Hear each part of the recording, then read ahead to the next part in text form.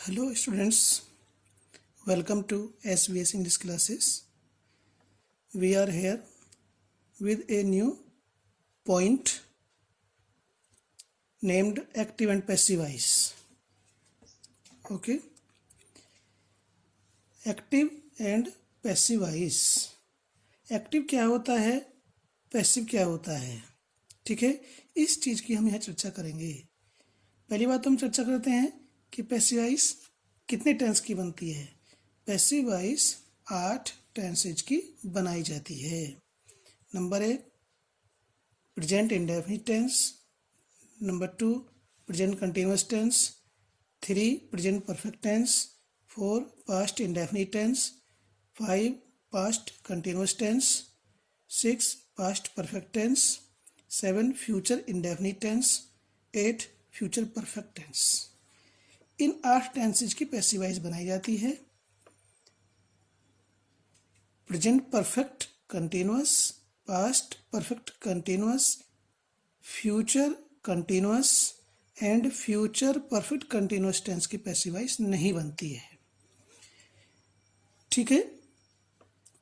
आगे ऐसा नहीं कह सकते कि इन 8 टेंसेस के प्रत्येक सेंटेंस की पैसिव वॉइस बनती है, ये नहीं कह सकते। 8 टेंस की बनती है तो ऐसा नहीं कि इन 8 टेंस में आने वाले प्रत्येक वाक्य की पैसिव वॉइस बन जाएगी, नहीं।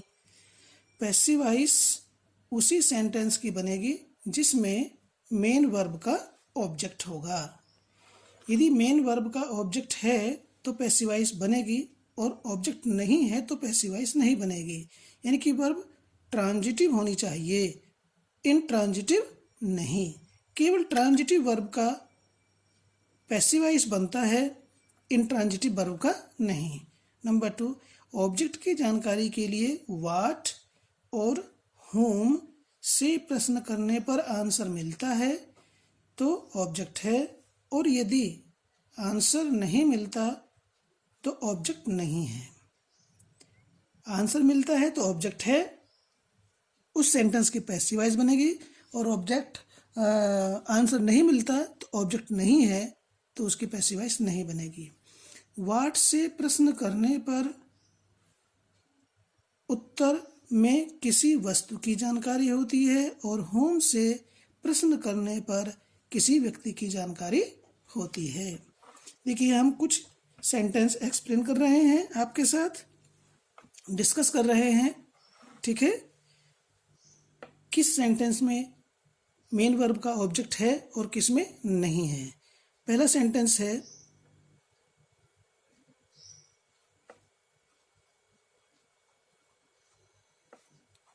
he goes to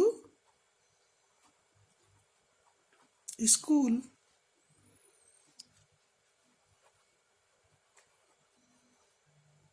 daily. देखिए he goes to school daily sentence के अंदर वर्ब ट्रांजिटिव है या इनट्रांजिटिव, इसकी जानकारी करने के लिए हम इन ऊपर बताए गए 2 शब्दों से क्वेश्चन बनाएंगे, व्हाट और होम से। यहाँ देखते हैं he goes to school daily. अगर हम हिंदी में बोलें वह किया जाता है, वह किसे जाता है, ठीक है। इस तो हमने हिंदी में बोल दिया, लेकिन हम इंग्लिश में बोलते हैं what does he go to school daily. No answer, कोई वस्तु नहीं है। Whom does he go to school daily, no answer, कोई व्यक्ति नहीं है जिस पर ऑब्जेक्ट हो। और ध्यान देंगे यदि हम देखते हैं यहाँ पर जो गो वर्ब है, सामान्य भाषा में हम ये कह सकते हैं कि सब्जेक्ट, ये सब्जेक्ट है, ये वर्ब है। क्रिया जैसे हम कहेंगे ये क्रिया ये बतलाती है कि ही कौन सा काम करता है, तो कौन सा काम करता है, जाने का काम करता है, जाने की क्रिया करता है। तो इस बात को समझेंगे कि जो सब्जेक्ट काम कर रहा है या करता है वो दूसरे के ऊपर कर रहा है या अपने ऊपर कर रहा है। ही स्कूल जाता है तो ही खुद ही तो जाता है, किसी दूसरे पर जाने का काम नहीं कर रहा है। हम ये कह सकते हैं कि जब सब्जेक्ट किसी कार्य को करता है और उसका प्रभाव खुद उसके ऊपर ही पड़ता है तो वहाँ पर वर्ब इंट्रांजिटिव होती है, और जब सब्जेक्ट किसी काम को करता है और वो दूसरे पर उसका प्रभाव पड़ता है तो वहाँ वर्ब ट्रांजिटिव होती है, वहाँ मेन वर्ब का ऑब्जेक्ट होता है। तो इसमें कोई ऑब्जेक्ट नहीं है, ठीक है, no object.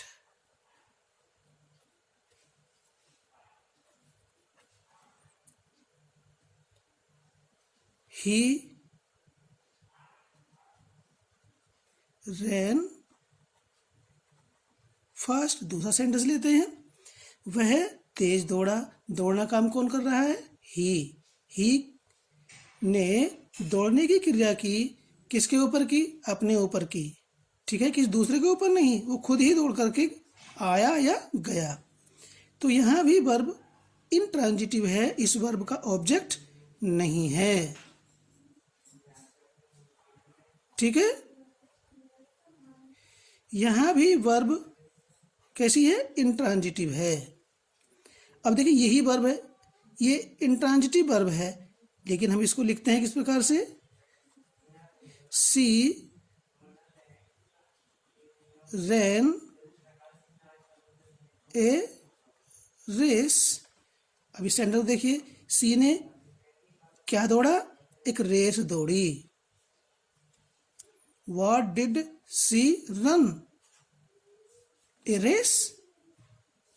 We get an answer, a race. तो कुछ ऐसी वर्ब्स होती हैं जो ट्रांजिटिव भी होती हैं और इंट्रांजिटिव भी होती हैं। इस सेंटेंस में जो रैन है वो इंट्रांजिटिव है और यहाँ पर ट्रांजिटिव है, तो ये क्या है? ऑब्जेक्ट है। व्हाट के प्रश्न के उत्तर में मिल रहा है, ठीक है, इसमें ऑब्जेक्ट है। Number 4,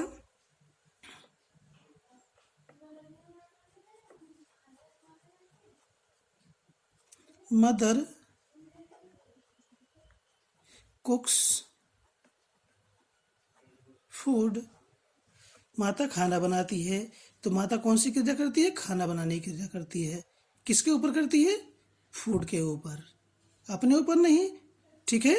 what does mother cook? Answer food. तो इसमें क्या है? ऑब्जेक्ट है, ये ऑब्जेक्ट है, ठीक है, तो इसकी पैसिव वॉइस बनेगी।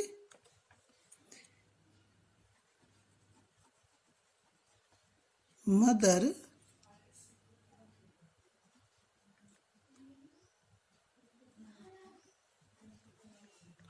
bought a doll for me। माता ने क्या खरीदा? ए डॉल। किसके लिए खरीदी? मी के लिए। यहाँ पर दो ऑब्जेक्ट हैं, ये वस्तु है और ये व्यक्ति है। सामान्य रूप से व्यक्ति पहले आता है और वस्तु बाद में आती है। जो व्यक्ति होता है उसे हम इनडायरेक्ट ऑब्जेक्ट कहते हैं। ये हमारा इनडायरेक्ट ऑब्जेक्ट है और ये हमारा डायरेक्ट ऑब्जेक्ट है, ठीक है। तो माता ने क्या खरीदा? ए डॉल। किसके लिए खरीदा? मी के लिए खरीदा। इसमें दो ऑब्जेक्ट हैं। जिसमें दो ऑब्जेक्ट होते हैं उस सेंटेंस की पैसिव वॉइस दो प्रकार से बनती है। यहाँ पर डायरेक्ट ऑब्जेक्ट पहले लिखा हुआ है, इनडायरेक्ट बाद में। इसको हम ऐसे भी लिख सकते हैं, इसी को रिपीट कर रहे हैं। मदर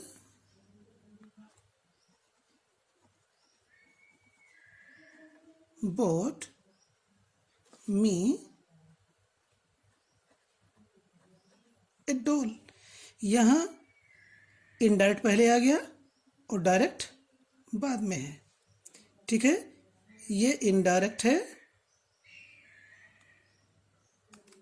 और ये डायरेक्ट ऑब्जेक्ट है, ठीक है। अब इन दोनों सेंटेंस को देखिए।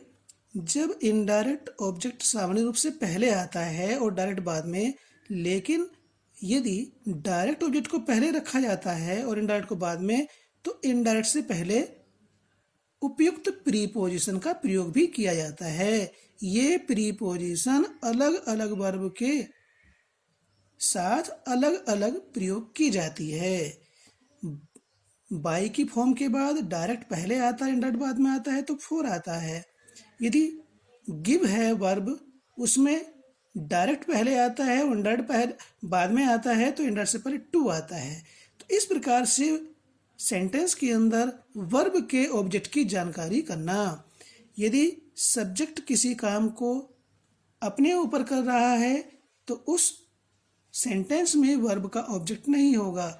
दूसरे के ऊपर कर रहा है तो उस सेंटेंस में वर्ब का ऑब्जेक्ट होगा, और वर्ब का ऑब्जेक्ट है तो पैसिव वॉइस बनेगी, और ऑब्जेक्ट नहीं है तो पैसिव वॉइस नहीं बनती।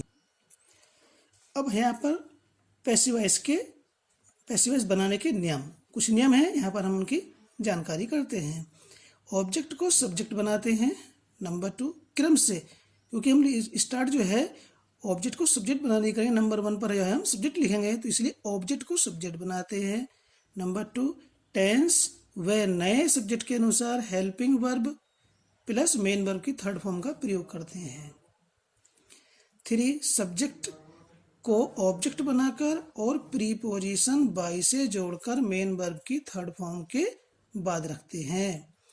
मेन वर्ब के 2 ऑब्जेक्ट होने पर पहले ऑब्जेक्ट को सब्जेक्ट बनाकर रखते हैं और दूसरे ऑब्जेक्ट को मेन वर्ब के थर्ड फॉर्म के बाद रखते हैं। यही जहाँ पर वो रखा होता है वहीं पर रखा रहेगा, अपने स्थान पर ही, उसमें से पहले वाले को सब्जेक्ट बना देंगे।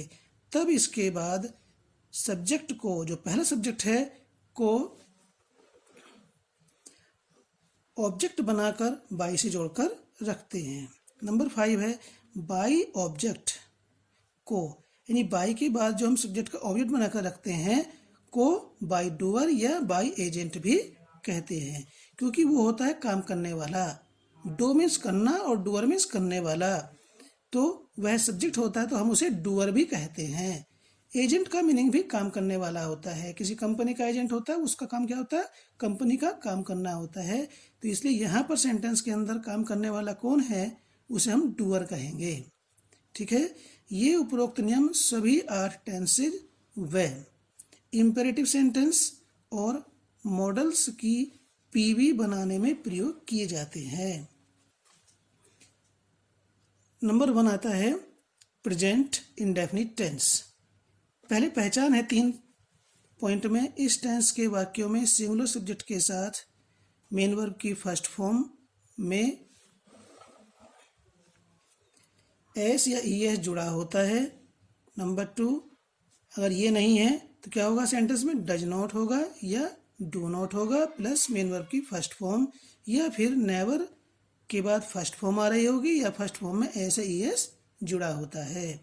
नंबर 3, सेंटेंस के शुरू में डू डज होगा या डू डज से पहले कोई क्वेश्चन वर्ड दिया होगा और मेन वर्ब की फर्स्ट फॉर्म होती है। ठीक है, ये पहचान है। नंबर 4 है इस टेंस की पीवी बनाने के लिए सिंगुलर सब्जेक्ट के साथ ई जाएगा, प्लूरल सब्जेक्ट के साथ आर और सब्जेक्ट आई के साथ एम के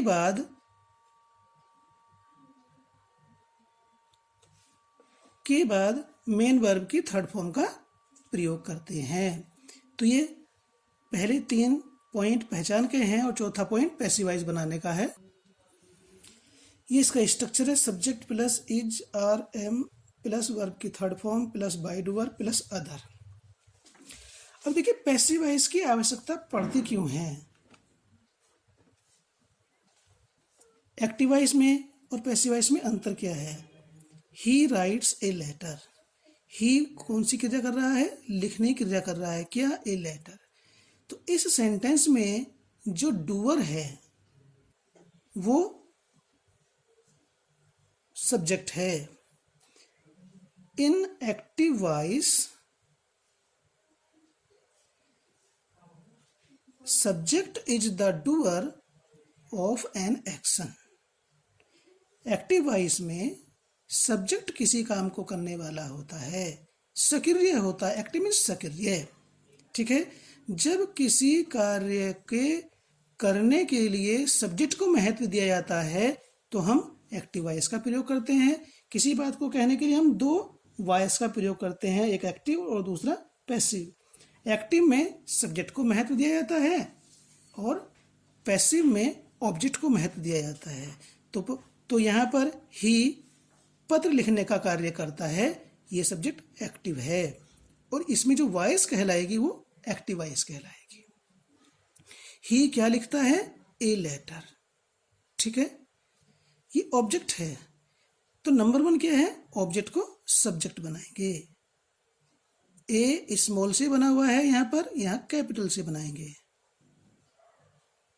ए लेटर एक वचन है, सिंगुलर नंबर है, तो इज का प्रयोग करेंगे। अब राइट की थर्ड फॉर्म रिटन, ठीक है। अब इस थर्ड फॉर्म के बाद ये पहला सब्जेक्ट है, ये पहला ऑब्जेक्ट है, ठीक है। ये पहली वर्ब है। अब नया सब्जेक्ट हमारा क्या बना? A letter. नई वर्ब क्या है? Is written.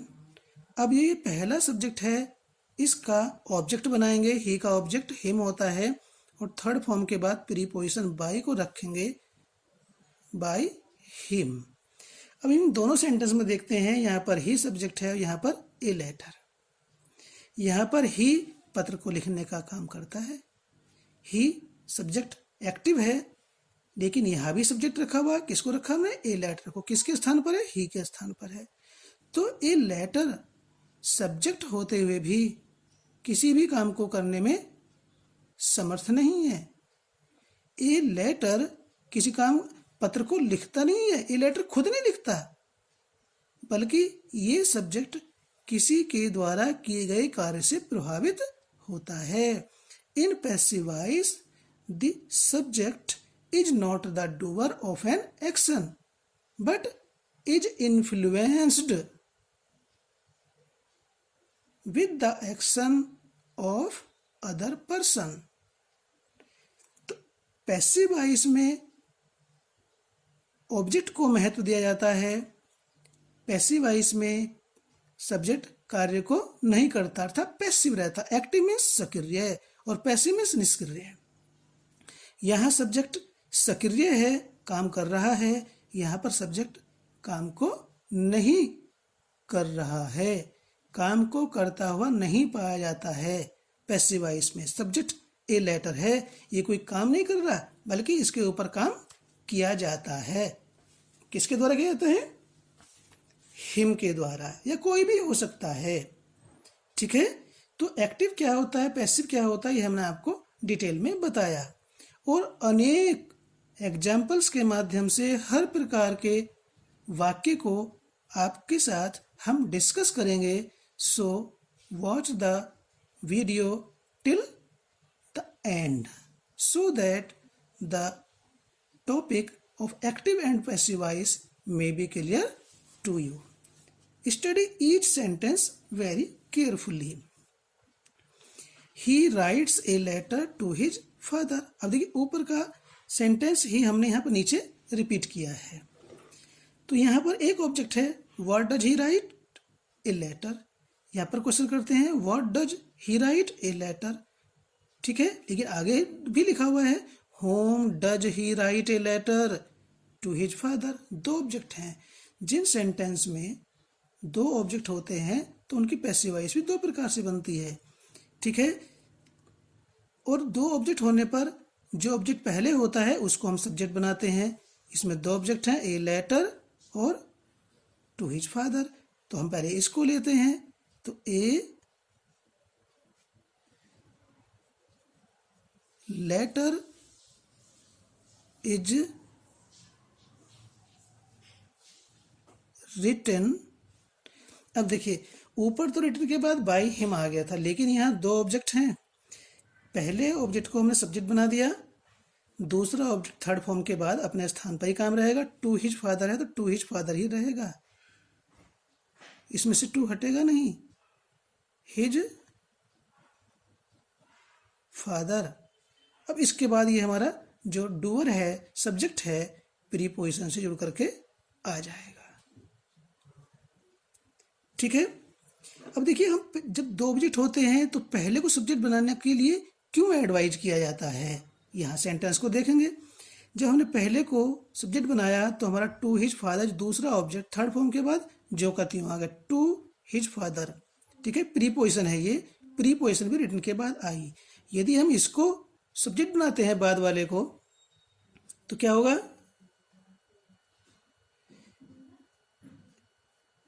His father. Father singular number है, इज थर्ड फॉर्म, रिटन। जब हमने यहां से हिज फादर को सब्जेक्ट बना दिया तो ये बची इससे पहले प्रीपोजिशन। प्रीपोजिशन यहां नहीं रखी जाने की, शुरू में टू हिज फादर नहीं, प्रीपोजिशन साथ में नहीं आने की है, केवल हिज फादर आएगा, टू यहीं पर रहेगी। अब ऐसा नहीं कि यहाँ पर ए लेटर हम यहाँ पर लिख देते हैं, अब ये टू यहाँ पर आएगा, लेटर के बाद टू आ रहा है तो ऐसा नहीं कि टू यहाँ पर, अब प्रीपोजिशन हट जाएगी। यदि हम यहाँ, ये डायरेक्ट ऑब्जेक्ट है, ये इनडायरेक्ट ऑब्जेक्ट है, तो इससे पहले प्रीपोजिशन आ रही है। ठीक है। यदि हम बाद में आने वाले इनडायरेक्ट ऑब्जेक्ट को सब्जेक्ट बनाते हैं तो ये तो मेन वर्ब के बाद लेटर यहाँ आ ही जाएगा, तो फिर ये टू का प्रयोग नहीं होगा, इस प्रीपोजिशन को डिलीट कर देंगे। तो डिलीट करना ध्यान नहीं रहता है तो समस्या रहेगी, तो इसलिए पहले ऑब्जेक्ट को सब्जेक्ट बनाना ही बेटर रहता है। I give him a pen, इसको देखिए कितने ऑब्जेक्ट हैं, दो। आई क्या देता है, ए पेन। किससे देता है, हिम को। पहला ऑब्जेक्ट हिम है, इसको बनाते हैं सब्जेक्ट। ही इज, गिव की थर्ड फॉर्म, गिवन। दूसरा ऑब्जेक्ट आ जाएगा ए पेन। ठीक। इसके बाद में डूअर, बाय मी, आई का ऑब्जेक्ट मी होता है। देखिए यहाँ पर ये इनडायरेक्ट ऑब्जेक्ट है, ये डायरेक्ट है। ऊपर वाले में डायरेक्ट पहले आ रहा था और इनडायरेक्ट बाद में। ठीक है। तो हमने यहाँ पर भी पहले ऑब्जेक्ट को सब्जेक्ट बनाया और यहाँ पर भी पहले ऑब्जेक्ट को सब्जेक्ट बनाया, तो हमें यहाँ कोई परिवर्तन नहीं करना पड़ा, न कोई चीज़ हटानी पड़ रही है ना जोड़नी पड़ रही है। देखो यहाँ पर पहले को बनाया तो to his father third form के बाद रखा हुआ है, यहाँ से हमने टू को हटाया ही नहीं। लेकिन अगर बाद वाले को बनाया तो फिर टू को हटाना पड़ा। अब यहाँ पर देखिए, हिम को बनाया है यहाँ पर तो ए पेन मेन वर्ब के बाद इजीली आ गया, हमने कुछ जोड़ा नहीं है। इसके बाद बाय मी, यदि हम बाद वाले को सब्जेक्ट बनाते हैं, ए पेन इज गिवन। अब देखिए मेन वर्ब के बाद में यहाँ क्या आ रहा है, हिम आ रहा है, हमने बाद वाले को सब्जेक्ट बना दिया। जब मेन वर्ब के बाद में हिम आ रहा तो ऐसा नहीं कि मेन वर्ब की थर्ड फॉर्म है ऐसे ही हिम रख देंगे, नहीं, यहाँ प्रीपोजिशन टू लगानी पड़ेगी, तब यहाँ पर हिम आएगा। तो ऊपर तो हमने प्रीपोजिशन को हटाया इस सेंटेंस में, ठीक है, या जब हमने बाद वाला ऑब्जेक्ट सब्जेक्ट बनाया, यहाँ पर भी हम बाद वाला ऑब्जेक्ट सब्जेक्ट बना रहे हैं, तो हमें यहाँ टू प्रीपोजिशन मेन वर्ब की थर्ड फॉर्म के बाद टू, और यह है हमारा इनडायरेक्ट ऑब्जेक्ट, इससे पहले टू का प्रयोग किया गया। तो हमें अनावश्यक चीज को लगाना और अनावश्यक रूप से किसी चीज को हटाना, अन्यथा का वर्क करना है। तो सही तरीका यह है कि दो ऑब्जेक्ट हैं तो पहले को सब्जेक्ट बनाइए, दूसरा थर्ड फॉर्म के बाद रखा जाएगा। This boy always speaks the truth, तो इसमें द ट्रूथ ऑब्जेक्ट है, the truth, truth abstract noun में आता है, ऑब्जेक्ट के रूप में रखा हुआ है, तो यहाँ पर इज वर्ब आएगी। ये ऑलवेज एडवर्ब है, मेन वर्ब से पहले आ रहा है, ठीक है। यदि सेंटेंस में हेल्पिंग और मेन होती है तो उन दोनों के बीच में आ जाता है, तो ट्रूथ इज ऑलवेज। स्पीक की third form spoken.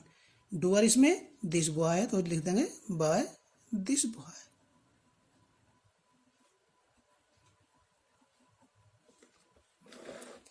Meera never helps her brother, तो नेवर क्या है, एडवर्ब है, एडवर्ब ऑफ निगेशन है।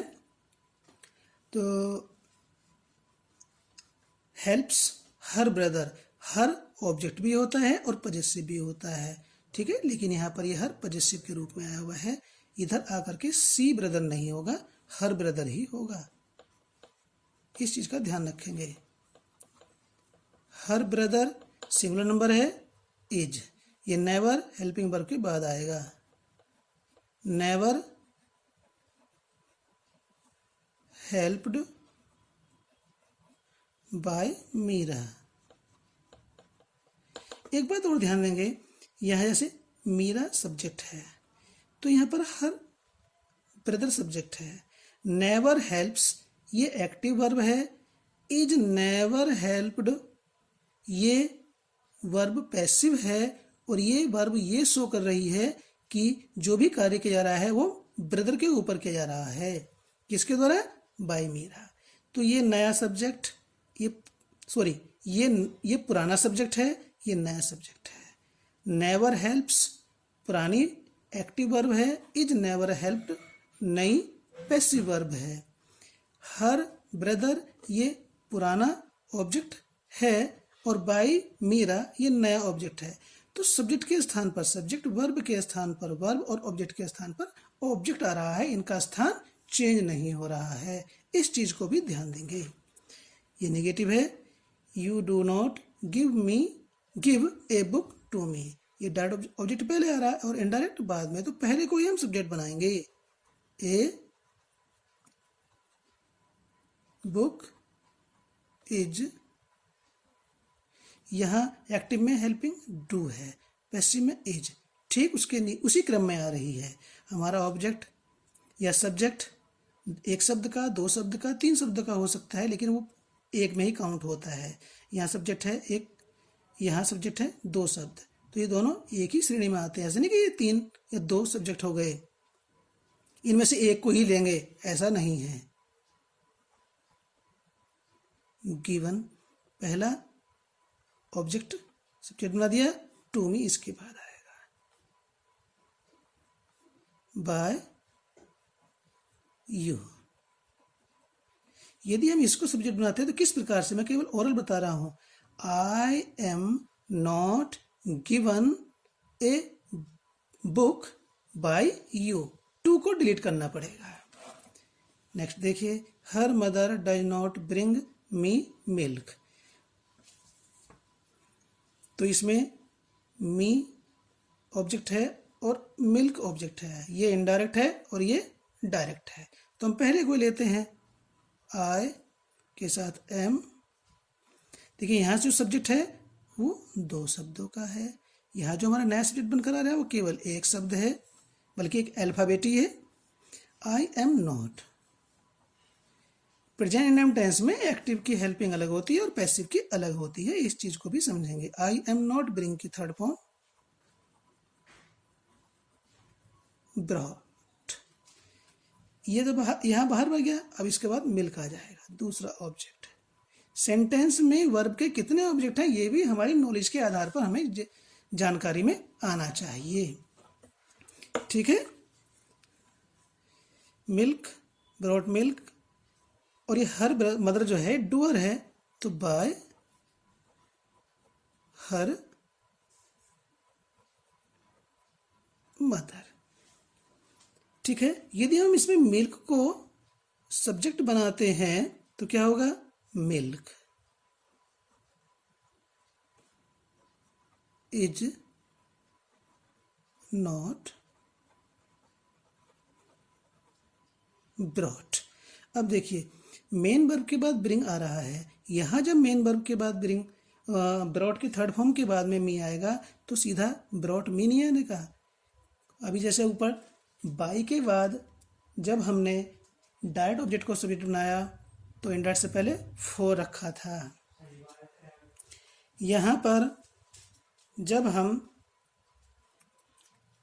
मिल्क को सब्जेक्ट बनाएंगे तो इस मी से पहले और थर्ड फॉर्म के बाद फॉर का प्रयोग करेंगे।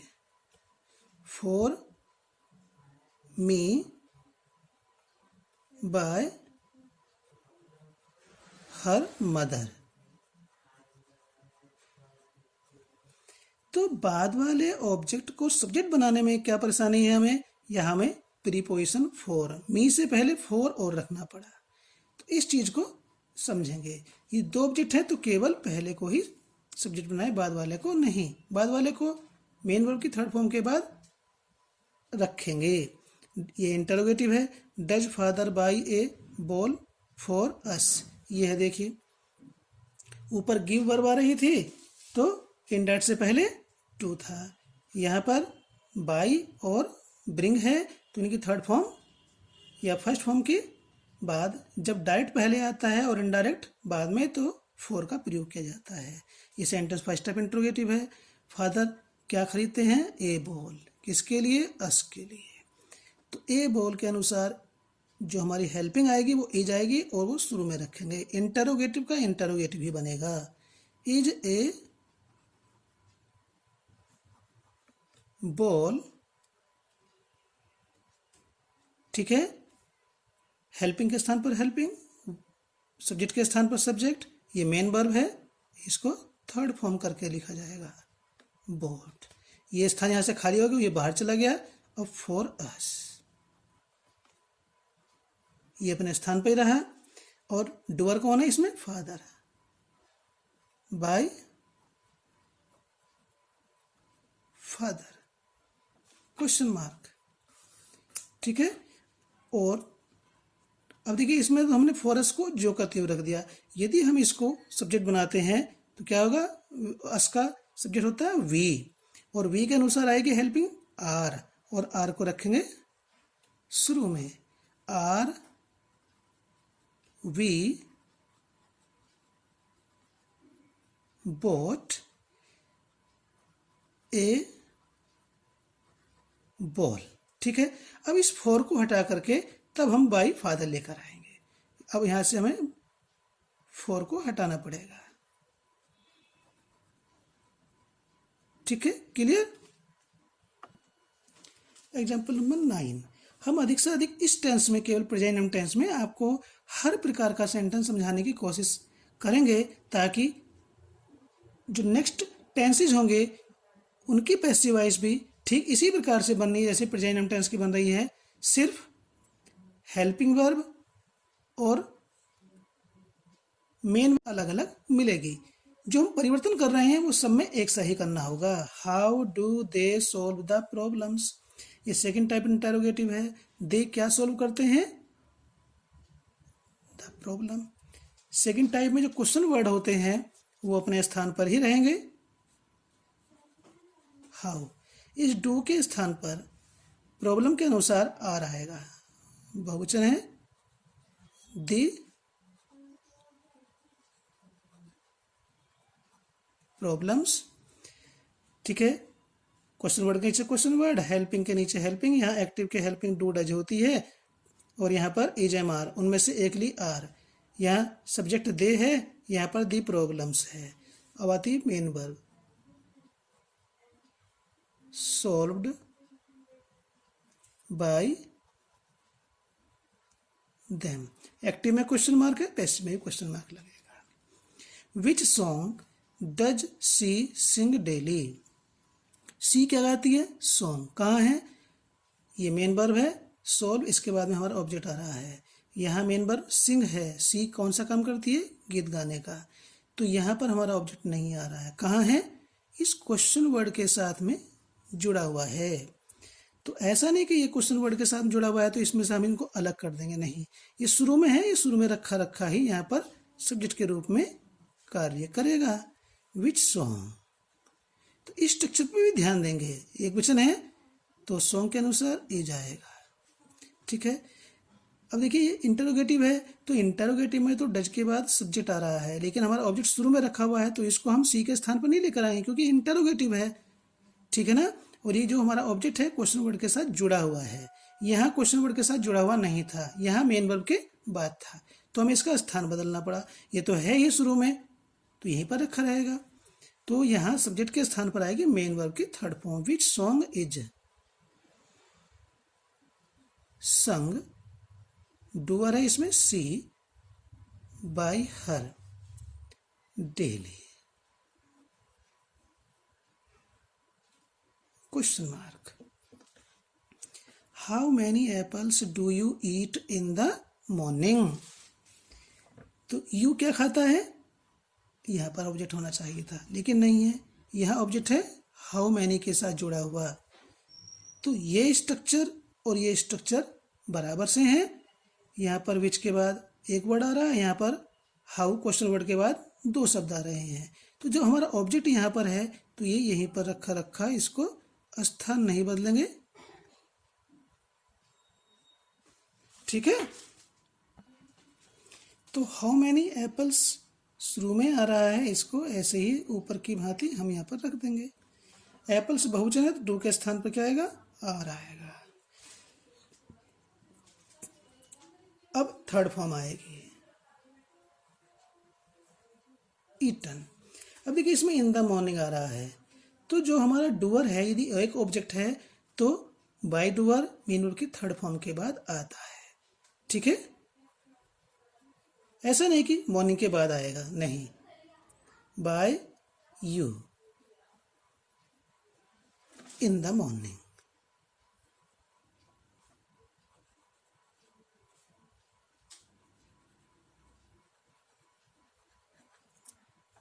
ठीक है, इस प्रकार से ये बनेगा। इंटरोगेटिव का स्ट्रक्चर इंटरोगेटिव की तरह बनाया जाएगा, अफर्मेटिव का अफर्मेटिव की तरह, नेगेटिव का नेगेटिव की तरह। अब इंटरोगेटिव में फर्स्ट टाइप है तो फर्स्ट टाइप की तरह बनेगा, सेकंड टाइप है तो सेकंड टाइप की बनेगा। What does this boy take in the kitchen. यहाँ हमारा ऑब्जेक्ट होना चाहिए था लेकिन इसमें जो है व्हाट वर्ड ही हमारा ऑब्जेक्ट है, ये ऑब्जेक्ट के रूप में कार्य कर रहा है। इसको हम यहाँ पर सब्जेक्ट के रूप में रखेंगे। व्हाट हेल्पिंग इज, व्हाट की में जानकारी नहीं क्या है लेकिन हम एक प्रश्न पूछ रहे हैं तो एक वचन में आएगा व्हाट इज। अब आएगा third form taken. What is taken by, third form के बाद डूअर आ जाएगा, दिस बॉय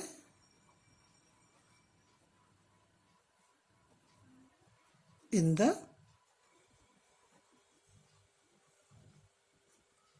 किचन, ठीक है।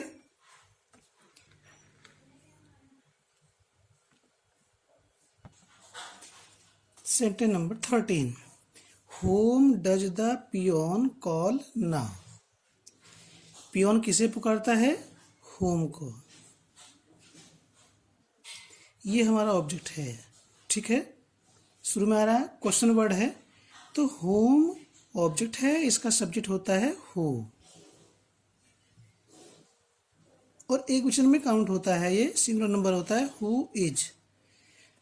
Question word, helping verb, subject और मेन वर्ब। एक्टिव में किस तरह का स्ट्रक्चर है, ठीक है। लेकिन पैसिव वॉइस में हम ये इंटरोगेटिव में चौथी प्रकार का सेंटेंस आपको बता रहे हैं। वैसे पांचवा है लेकिन ये चौथा प्रकार है, ये एक ही प्रकार से बन रहे हैं। ऑब्जेक्ट को सब्जेक्ट बनाया, हेल्पिंग वर्ब, और जो सब्जेक्ट है यहाँ पर मेन वर्ब की थर्ड फॉर्म आएगी हु इज कॉल्ड, ठीक, बाय। ये मेन वर्ब हो गई। मेन वर्ब के बाद में डूअर आएगा। डूअर कौन है इसमें, the peon, by the peon. Now question mark, ठीक है। तो होम और भी वाट का था, आप देखते हैं तो वाट और होम, यहाँ वाट ऑब्जेक्ट है, यहाँ सब्जेक्ट बना, या होम ऑब्जेक्ट है, यहाँ सब्जेक्ट बना। दोनों का स्ट्रक्चर एक ही प्रकार से है। इससे ऊपर देखते हैं तो ऊपर वाला भी, हाउ मैनी एप्पल्स का भी और विच सॉन्ग, इन चारों सेंटेंस का स्ट्रक्चर एक प्रकार से है। जहां पर सब्जेक्ट है वहां पर मेन वर्ब की थर्ड फॉर्म का क्रम आ रहा है। How much milk does Ravi take in the morning. Ravi क्या लेता है, यहाँ ऑब्जेक्ट नहीं है, कहाँ है, हाउ मच के साथ शुरू में रखा हुआ है, क्वेश्चन वर्ड के साथ जुड़ा हुआ है, तो यहाँ सब्जेक्ट बना देंगे इसको। हाउ मच मिल्क, ये अनकाउंटेबल नाउन है तो सिंगुलर की वर्ब आएगी। हाउ मच मिल्क इज, अब थर्ड फॉर्म आएगी taken by Ravi.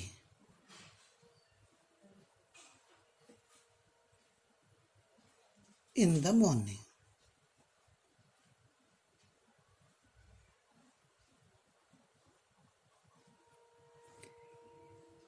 Question mark. Who cooks food in the kitchen, यहाँ हु सब्जेक्ट के रूप में है। हु क्या काम करता है, भोजन को बनाने का काम करता है। कुक्स बनाने की क्रिया करता है, क्या बनाने की क्रिया करता है, भोजन को। तो हु यहाँ सब्जेक्ट है, क्वेश्चन वर्ड भी है, और ऑब्जेक्ट क्या है इसमें, फूड। ठीक है, तो यहाँ हम हु की पैसिव वॉइस दो प्रकार से बनाते हैं। एक तो ये है कि हु सब्जेक्ट है, अभी हमने यहाँ पर होम ऑब्जेक्ट का सब्जेक्ट क्या बनाया था, हु, तो हु का ऑब्जेक्ट क्या है, होम। ये देखिए हु का ऑब्जेक्ट होम, तो यहाँ पर लिखेंगे हु का ऑब्जेक्ट होम, और हम प्रीपोजिशन बाय को होम से पहले लगा देंगे, बाय होम। ठीक, अब फूड के अनुसार यहाँ पर हेल्पिंग वर्ब आएगी बाय होम के बाद। यहाँ एक्टिव में तो नहीं है, लेकिन पैसिव में बाय होम के बाद हेल्पिंग वर्ब आएगी, इसके बाद आएगा फूड। ठीक, अब ये इसके बाद आएगी थर्ड फॉर्म। कुक की थर्ड फॉर्म होती है कुकड।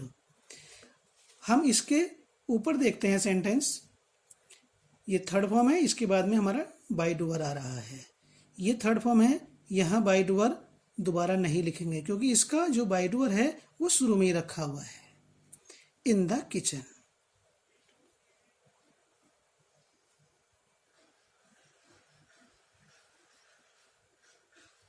एक तो ये है। दूसरा हु को जो का त्यों लिखा रहने देंगे। ठीक है, क्वेश्चन वर्ड सब्जेक्ट के रूप में है तो वो ऑब्जेक्ट बनकर के बाय डूअर बनकर के बाद में नहीं आएगा, वो शुरू में ही लिखा जाता है। तो इसलिए हमने दूसरे मेथड में हु को जो का त्यों उतार दिया। अब फूड इसमें ऑब्जेक्ट है, तो इस हु के बाद फूड के अनुसार इज आएगा। Who is food cooked by. इस बाय के बाद हम देखते हैं यहाँ ऊपर वाले सेंटेंस में, तो बाय के बाद तो डूअर आ रहा है, यहाँ बाय के बाद डूअर होम नहीं आने का, ये तो पहले ही रखा रहेगा, बस ये बाय के बाद कुछ नहीं लिखेंगे हम इस तरह के सेंटेंस में, हु वाले में। ठीक है, बाय इन द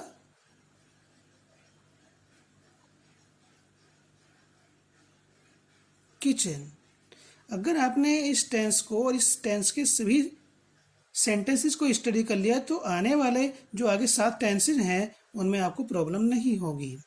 ये हु के साथ नेगेटिव सेंटेंस है, ये इंटरोगेटिव अफर्मेटिव है, ये इंटरोगेटिव नेगेटिव है। इंटरोगेटिव अफर्मेटिव में हेल्पिंग वर्ब नहीं आती है, इंटरोगेटिव नेगेटिव में हु के साथ हेल्पिंग वर्ब आती है प्रेजेंट इंडेफिनिट टेंस में। तो हु का ऊपर के तरीके से ही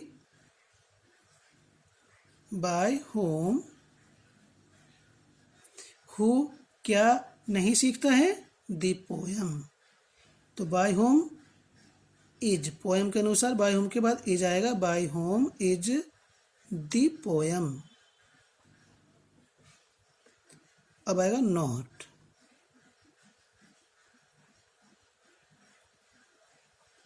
लर्नड, क्वेश्चन मार्क, और who is the poem not learned by. यहाँ बाई के बाद डूअर, जैसे ऊपर के सेंटेंस में समझाया हमने नंबर 14 में या इससे ऊपर भी, तो यहाँ पर ये हु बाई के बाद नहीं है, क्योंकि क्वेश्चन वर्ड है तो क्वेश्चन वर्ड बाद में प्रीपोजिशन के बाद नहीं लिखा जाएगा। ठीक है। नंबर 17, इसमें आपको सभी प्रकार के सेंटेंस को डिस्कस करके आपको समझाया जा रहा है, इसी थोड़ा सा लेंथी है ये। Why do the boys not complete it. तो बॉयज क्या कंप्लीट नहीं करते? इट। ये थर्ड पर्सन का प्रोनाउन ऑब्जेक्ट के रूप में रखा हुआ है। क्वेश्चन वर्ड अपने स्थान पर ही रहेंगे। वाई, इट के अनुसार इस डू के स्थान पर इज आएगा, वाई इज इट। ठीक है। यहाँ दी बॉय सब्जेक्ट है, यहाँ पर इट आ गया। नॉट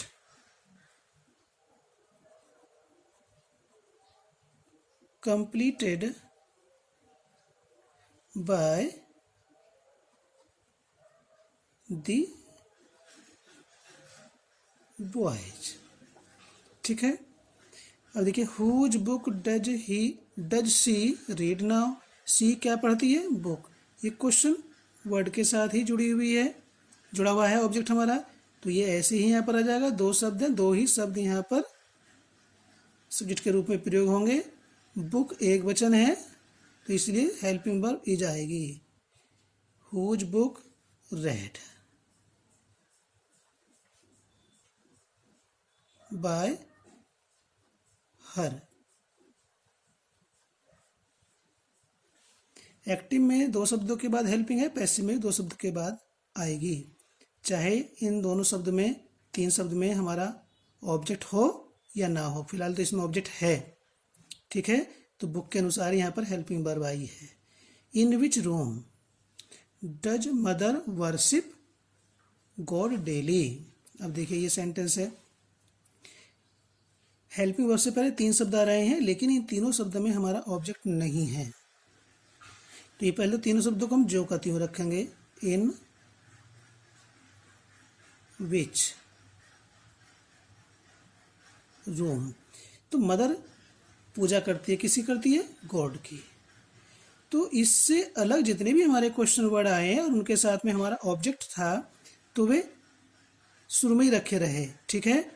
और उनमें जो नाउन था उसके अनुसार वर्ब का प्रयोग किया गया। लेकिन ये तीनों शब्दों में हालांकि नाउन तो है रूम, लेकिन ये हमारा ऑब्जेक्ट के रूप में कार्य नहीं कर रहा है। ऑब्जेक्ट क्या है हमारा इसमें? गॉड। तो इन तीनों शब्दों के बाद हेल्पिंग वर्ब आई है, तो यहाँ पैसिव वॉइस में भी तीनों शब्द के बाद हेल्पिंग वर्ब गॉड के अनुसार इज आएगा, गॉड। ठीक।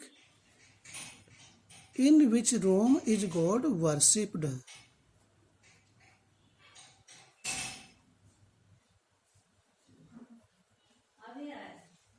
By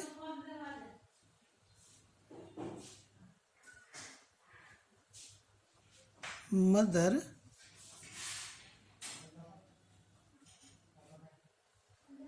daily.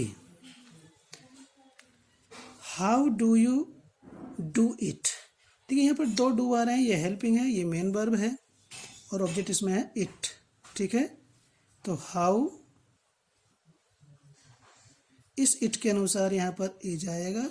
How is it. इस डू की थर्ड फॉर्म यहाँ पर डन, डूअर इसमें यू है, तो by you question mark. He looks after his ill mother. देखिए जो इसमें लुक्स है ये इंट्रांजिटिव वर्ब है। ठीक। लेकिन इसके साथ प्रीपोजिशन आ गई है, तो इस तरह की वर्ब कहलाती है फ्रेजल वर्ब। ठीक है। तो he looks after his ill mother. He किसकी देखभाल करता है? हिज। तो अब ये ट्रांजिटिव वर्ब बन चुकी है, तो हिज इल मदर इसमें ऑब्जेक्ट है, सब्जेक्ट बन जाएगा। His ill mother singular number है, is. Looked after.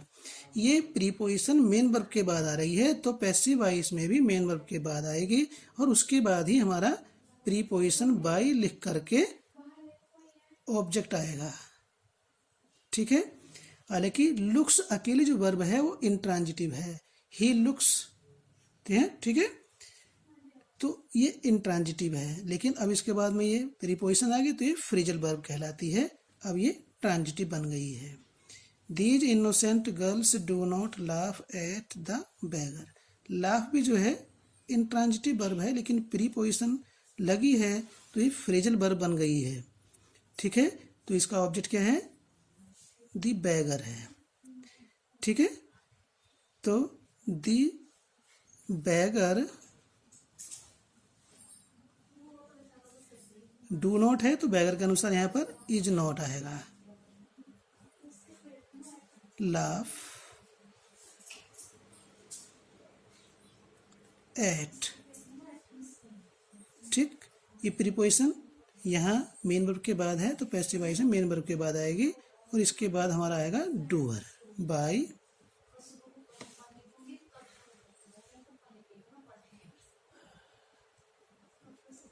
These innocent girls, the class elects Ravi mother. ध्यान देंगे, इसका ऑब्जेक्ट रवि है, ये रवि का कंप्लीमेंट है। क्लास ने रवि को क्या चुना, मॉनिटर, तो ये ऑब्जेक्ट की तरह काम नहीं कर रहा है, कंप्लीमेंट है, रवि के अर्थ को पूरा करता है। इस कंप्लीमेंट को हम सब्जेक्ट भी नहीं बना सकते, जबकि ये दूसरे ऑब्जेक्ट की भांति दिखाई दे रहा है और क्या के अर्थ में मिल रहा है। कक्षा किसे चुनती है, रवि को। रवि को क्या चुनती है, मॉनिटर, लेकिन ये रवि का क्या है, कंप्लीमेंट है। रवि और मॉनिटर एक ही है। जब दो अलग अलग ऑब्जेक्ट होते हैं तो वो बिल्कुल डिफरेंट होते हैं, एक दूसरे को मतलब नहीं होता, एक ही नहीं होते। यहाँ पर ये दोनों एक ही हैं, तो ये कंप्लीमेंट है। तो यहाँ हम रवि को ही सब्जेक्ट बनाएंगे। Ravi is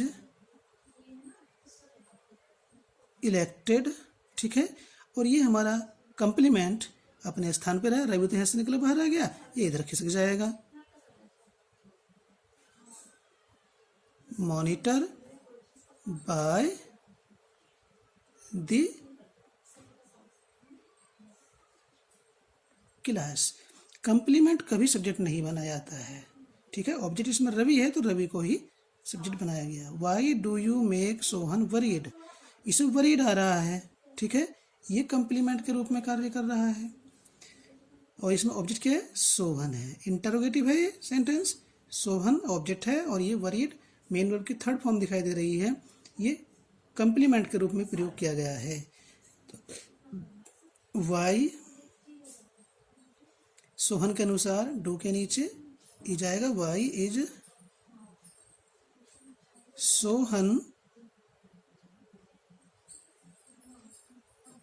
made worried.